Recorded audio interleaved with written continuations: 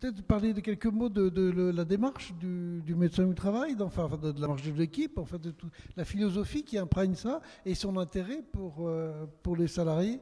Oui, je vous remercie de nous permettre de témoigner de ce que nous voyons, de ce que nous vivons dans les services de santé au travail. Je ne suis pas seule à avoir préparé ce petit topo, ne vous inquiétez pas. Je suis accompagnée de M. Jacques Ballet, psychologue, du docteur Chevin, Bernard Chevin, et du docteur Roland Nicolas. Alors, effectivement, en tant que médecin du travail, on a vu apparaître dans nos services et dans nos consultations le problème du risque psychosocial et du stress en particulier, au même titre qu'on s'occupe du risque chimique, du risque physique ou du risque biologique.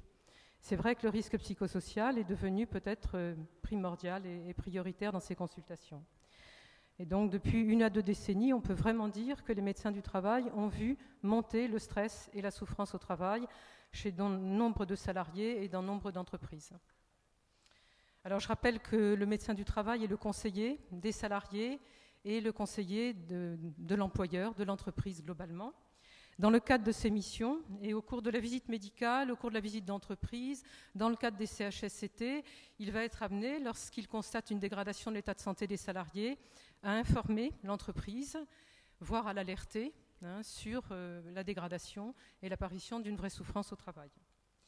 Alors il va le faire, bien sûr, dans le respect du secret médical, en utilisant les indicateurs d'atteinte à la santé, que sont les plaintes sur le travail, et les anomalies cliniques constatées lors de la visite médicale. Et il va le faire, il va s'aider d'écrits qui sont les fiches d'entreprise, les rapports annuels, les courriers aux employeurs, etc. Voilà, en matière de politique de prévention, le médecin du travail peut intervenir aux 3 niveaux. Prévention primaire, pour aider l'entreprise finalement à repérer dans son organisation les différents facteurs qui seraient pathogènes, et donc qui engendrerait de la souffrance au travail. Au niveau d'une prévention secondaire, le médecin du travail va donc prévenir l'entreprise qu'il y a une apparition d'une dégradation de la santé des salariés et travailler avec l'entreprise sur éventuellement des outils qui vont permettre un diagnostic sur les causes de cette dégradation de la santé. Et puis enfin, en prévention tertiaire, au niveau individuel, le médecin va faire une prise en charge médicale, thérapeutique, avec des orientations souvent. Et puis au niveau collectif, il va également participer à l'élaboration de tout ce qui va être les régulations pour l'entreprise, pour trouver des solutions. Voilà, donc en conclusion, je voudrais dire donc que nous pensons que ce sont quand même les organisations du travail et le management qui, souvent, génèrent du stress et de la souffrance au travail.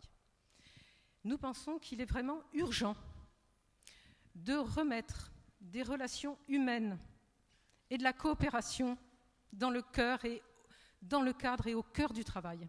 Je vais utiliser ce que dit Christophe Dejour. Il faut améliorer le vivre ensemble. Ça nous paraît fondamental. Enfin voilà, il nous paraît important de dire que le contexte professionnel, même s'il n'est pas toujours seul en cause, il constitue toujours un élément majorant et déstabilisant essentiel qui va venir en résonance avec les stress de la vie personnelle et qui peut entraîner donc des pathologies graves. Merci. Merci.